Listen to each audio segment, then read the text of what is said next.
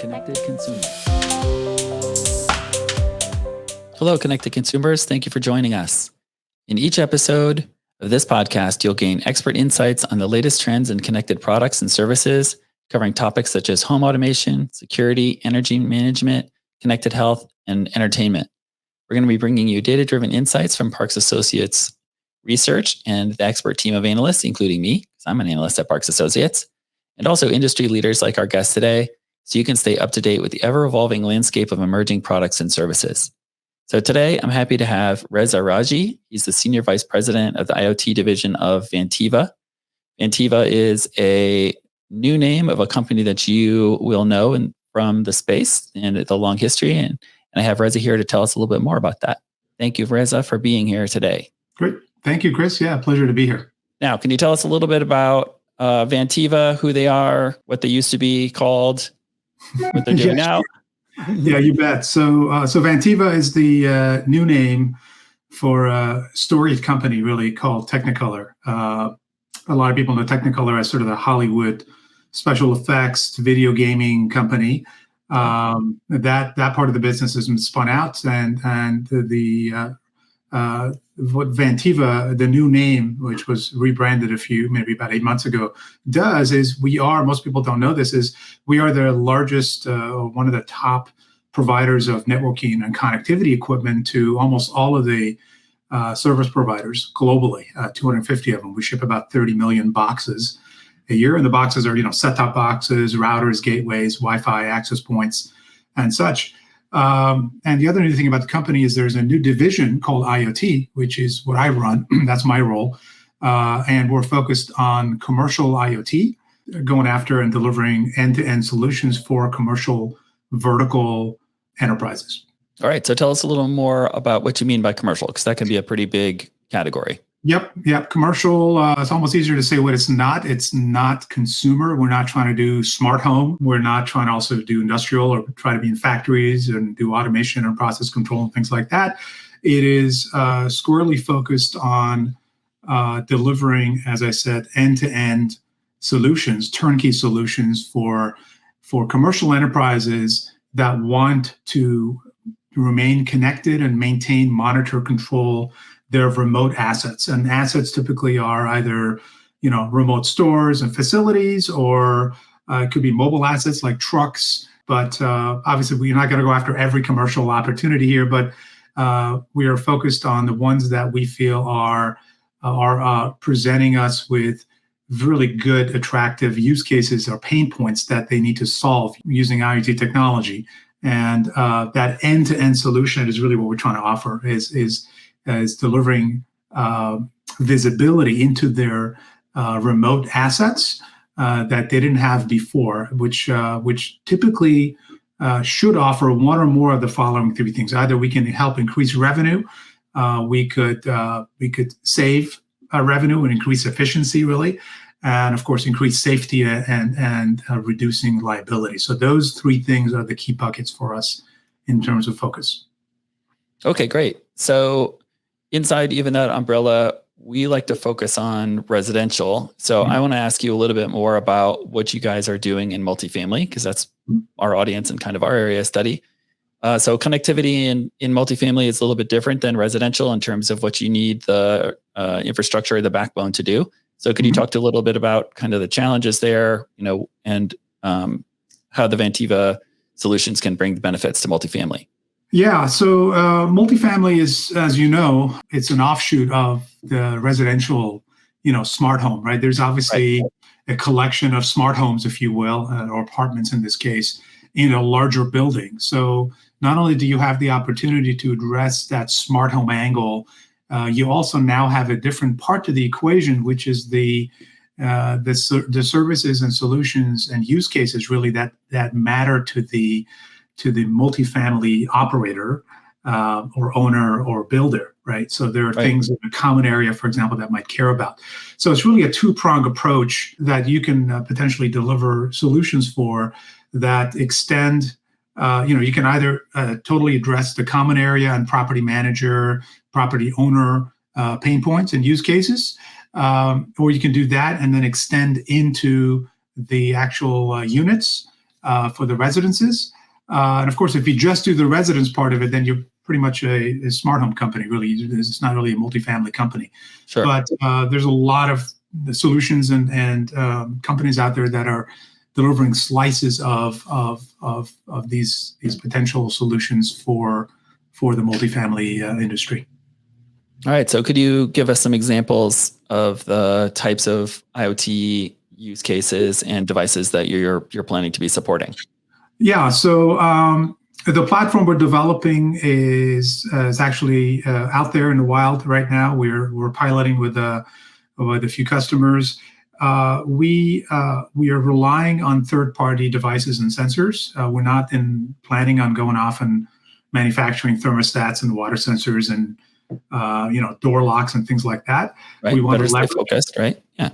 Yeah. So we want to partner with those companies. But fundamentally, the use cases here, if you, again, stick with those two buckets, for the property manager, they care a lot about making turn management more efficient. So when somebody signs a new lease and they move in, or when somebody's lease ends and they move out, they want to be able to streamline that process of giving access and providing, combinations or locks to the new tenant, or taking away the access from the old tenant that's moving out, rather than having somebody, a property manager with a keychain with 100 keys on it kind of run to the door and somebody gets locked out. That's a big fiasco. You don't want to deal with that. Things like managing the common areas. So the access control for the common area, the front entry of the building, is important, and who has access and who doesn't, or where you provide temporary access for the mailman or delivery person. Things like water leak, for example, are super important. Water damage is one of the highest insurance premium upticks that really increases the liability for property owners and property managers. If you can detect water leaks early, or better yet, even prevent them, because you were able to detect a freezing condition and you were able to maybe turn up the thermostat so the water pipes don't freeze, so they don't burst. Or if there is a burst, you can detect it. The sooner you can detect that water leak, the quicker and the more savings you'll really have, less damage you're going to have. Anything around security is important, peace of mind and safety. So those are some of the I would say the top three use cases, if you will, for the property managers. On the resident side, I think that's pretty well known, right? It's a typical smart home. I want to be able to manage my thermostat, or I want to lock my door because I forgot as a resident when I left to lock it, or streamline music in my apartment, or lighting and whatnot. All the devices you can buy really off of anywhere that you can kind of bring into your apartment and integrate with your in-home system. But of course, having the property manager be able to tie their overall system and manage those devices as a feature and as a service for their apartments is key here. That's unique.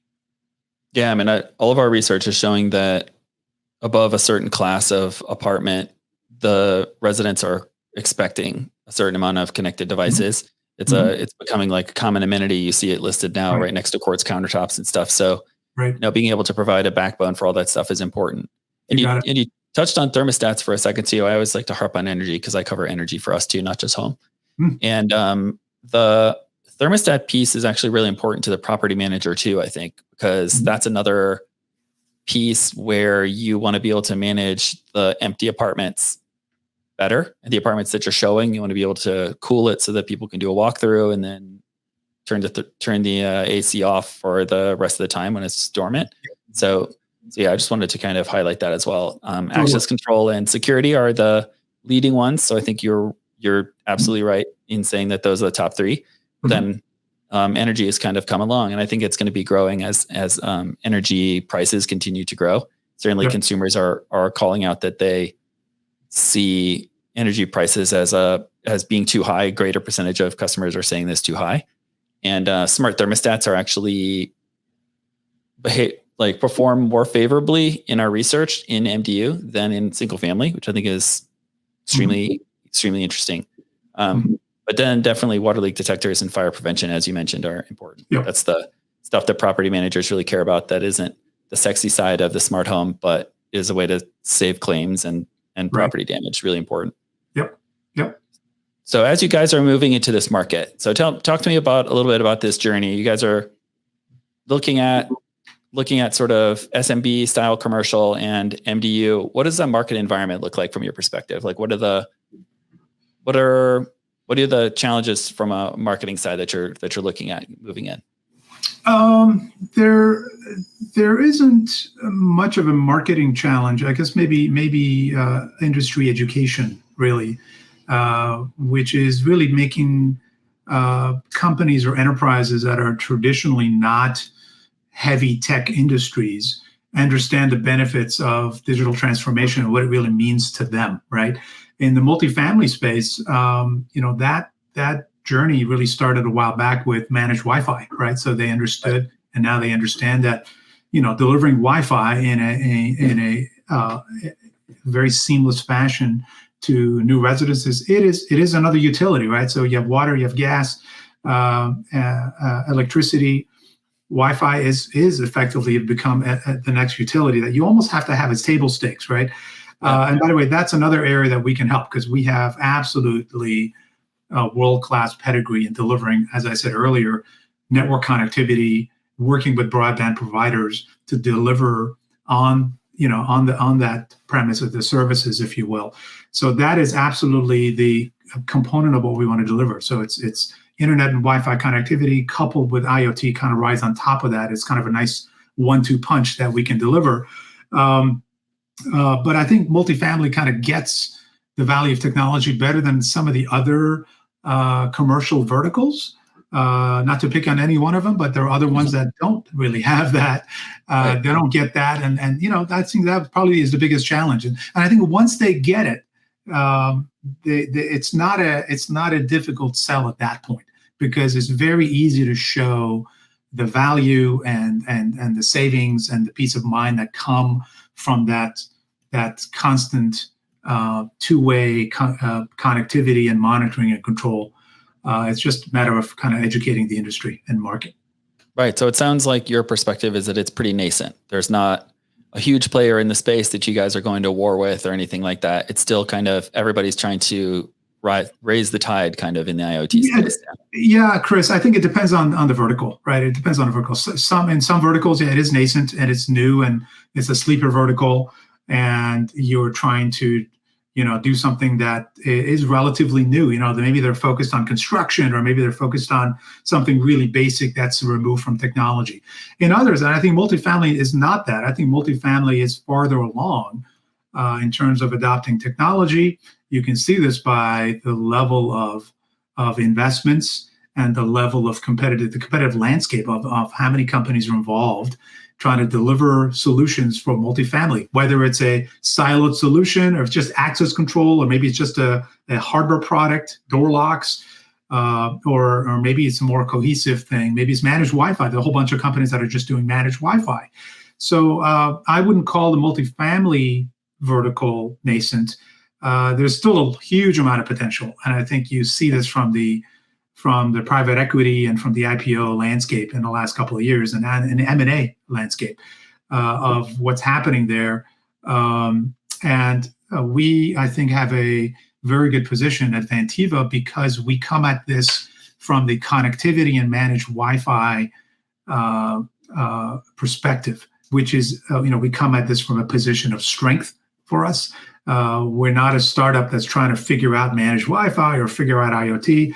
I think if you look at our advantage, it would be one, our pedigree on the managed Wi-Fi and connectivity and internet side, and the other one is our domain expertise on IoT in general. The team that we put together for our IoT division. Yeah, so it sounds like you guys have an advantage because you have these deep relationships. You mentioned a huge number of devices already in the market on the ISP side. Would you say that that's your major advantage is these deep partnerships, or would you say the technology is more the focus, or what would you say that people are getting from Vantiva? That's a good question. So I think there's 2 or 3 advantages that we have. The kind of a legal unfair advantage, which is my favorite. One is these relationships, right? We have relationships with 250 operators around the world, network service providers or ISPs, cable, telco, satellite, you name it. So I think, almost all of those folks, and to be fair, those relationships have been on the consumer side. So they've been catering and delivering video and internet services for consumers, but almost all of them have a commercial side to their business. So for us, that is that's an easy short putt, if you will, to that side of the business, because we have the relationships with those companies. I would say on the technology side, we also understand what it takes to deliver really reliable and scalable connectivity solutions. As I said earlier, we ship 30 million boxes to these 250 operators, annually, right? So making sure that we have a solution that's scalable, that's reliable, that we can remotely update and address any issues that come up in the field. That scalability is really, is really key. That's not easy to do, and that's through decades of experience there. And I would say the third piece, just drill down, I think, is the expertise we have, and we're developing even more of, on the IoT side. So my background is I founded and ran a company called iControl, which was the largest deployed consumer IoT platform to date. A lot of the service providers have based their white label branded solution on that. And we have put together and are growing a team that brings that level of pedigree, and that term pedigree meaning just being able to connect devices to the internet and deliver an end-to-end solution, which is not easy. It's a multidisciplinary problem that you got to solve. Which also is a good thing, because it creates a natural barrier to entry. But I would say that is a good advantage that we have as well from a team standpoint.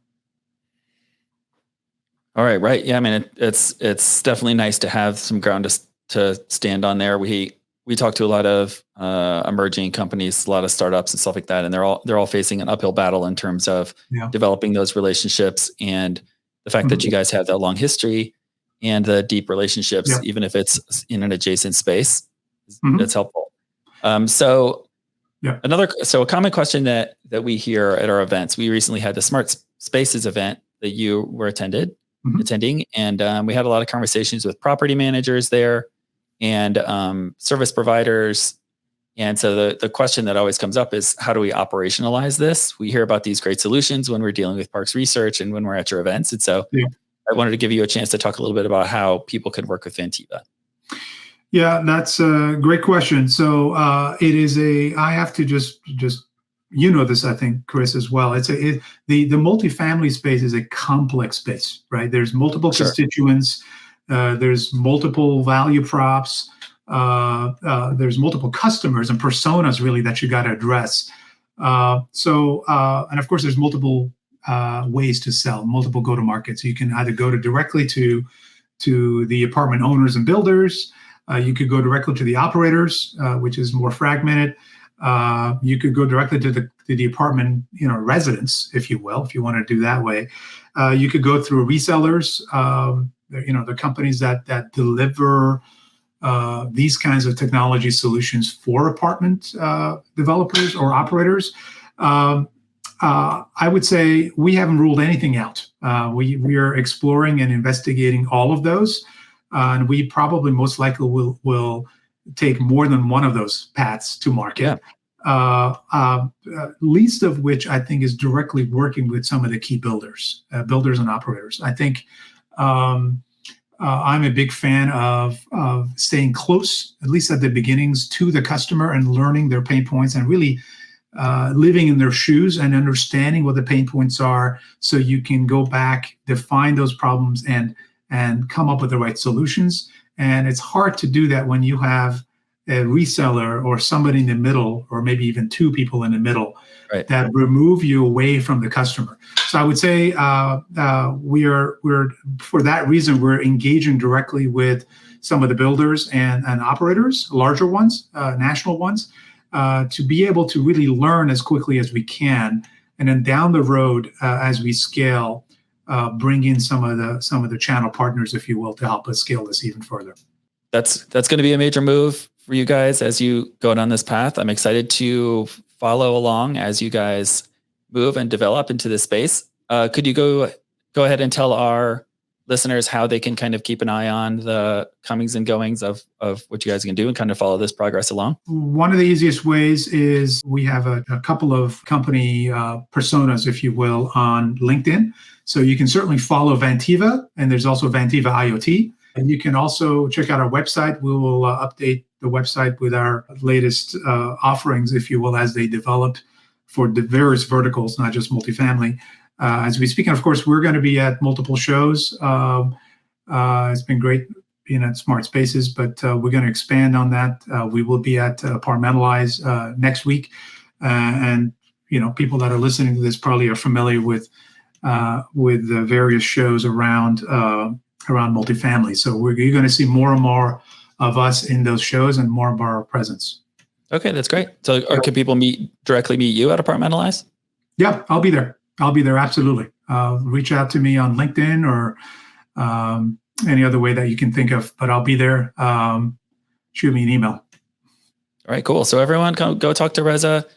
He shared interesting stuff here, but he's also a fun guy to talk to. So definitely go and say hi at Apartmentalize and share what you're doing and find out more detail about how Vantiva can help you.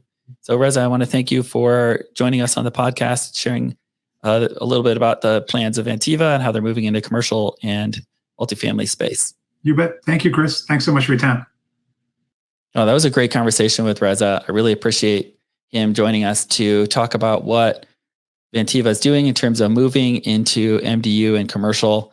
We really see a lot of promise in IoT in the MDU space. So we're always happy to hear when a big organization like Vantiva is moving in and contributing their quality solutions to that growing space. Now, to help us with this podcast, we would really appreciate it if you would subscribe, write reviews, give us feedback on what we can do to improve. If you're watching us on YouTube, which is an option, by the way, for the audio listeners, we're on YouTube as well. If you want to look at my lovely face while we talk to experts, please check that out. And when you're on YouTube, hit that like and subscribe button. And feel free to leave comments on YouTube as well, so we know what you are looking to see in the next Connected Consumer episodes. So be on the lookout for our feed, and we will be back to you soon. Thank you, Connected Consumers.